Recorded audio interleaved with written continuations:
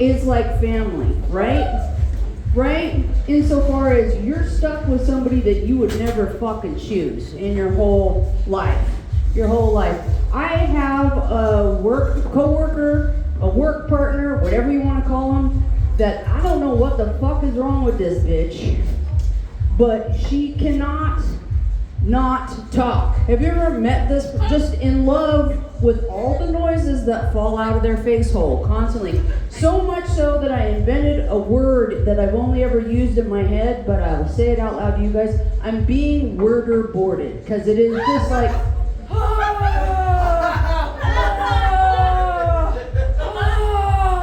I'm being tortured. I let her run one time. She talked for 2 hours straight about what?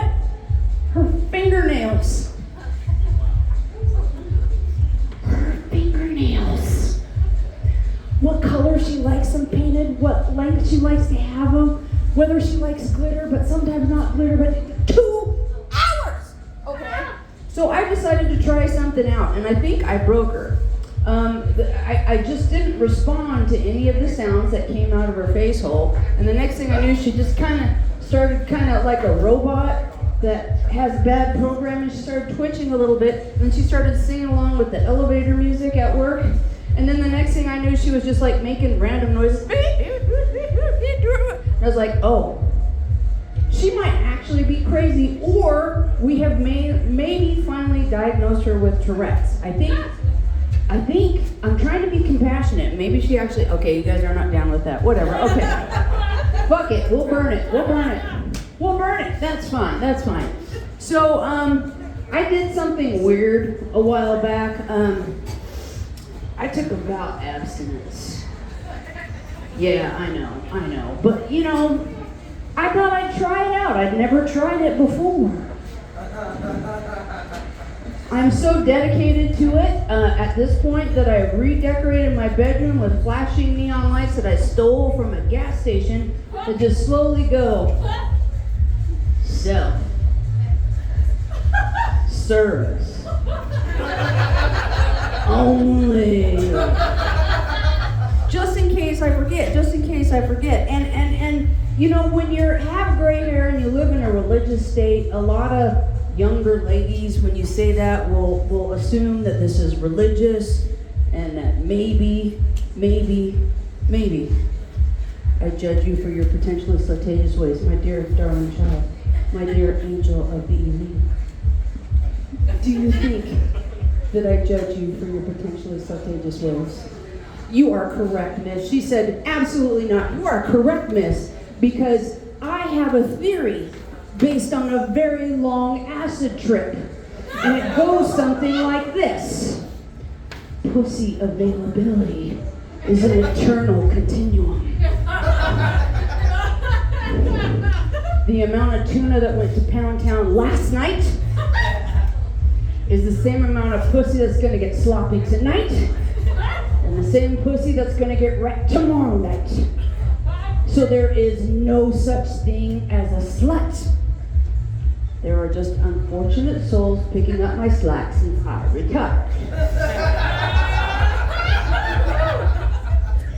Because make no bones about it, children, no bones at all. There have been more loads dropped here than a discount laundromat. I've seen more clips dropped than they saw at that country western festival in Las Vegas. Don't that. My tubes are tied. No children died in any of those mass shootings. The children were safe. But in that context, I've been out of the game for a while. I made it a choice, and I don't understand some of the shit that's going on. I was hanging with a pack of girlfriends, and one of the girls was like, I met a boy, and of course all of us girls went, ooh, tell me more, because we want to know we want to know everything about this dude. And she's like, well, I thought it was going okay, but then he took me out to dinner, and as soon as we sat down on at the table, he put his phone face down. And all the gals went, ooh! And I was like, what the fuck? I didn't understand at all. And they had to over-explain to me. It's like, oh, he's hiding his notifications. Like, bitch, please, I put my phone down to say I am engaged with you exclusively. Like, no, he's hiding his notifications. Yeah. He's seeing another girl. He could be married. He could be fucking her right now under the table. Really? Really? I was like, maybe it's just because I'm old. Maybe it's just because I'm old. And I was talking to one of my younger friends that's a male, and he's like, nah, honey, this isn't an age gap thing. What's going on is you run with trifling hoes. And they're projecting their nasty behavior on everybody else. And I went, hey, that tracks. That tracks. Because, since I don't do it, I run with these gals. They're savages. They're savages. You know how these basketball teams will adopt the kid with cerebral palsy and give them an honorary jersey and have them at all the games? And when they win, the team captain is like, he's the heart and soul of our team! That's who I am with these hoes. I'm like, yeah, go for that three-pointer, girl. Just sling that pussy like you're shooting a wet rubber band across the bar. Whoever it hits, good enough. That's, woo! Harden the paint, girl, harden the paint. I'm just really, and it doesn't help. It doesn't help that dating is just really bad anymore. It's just really, really bad. One of the last dates I went on before I gave up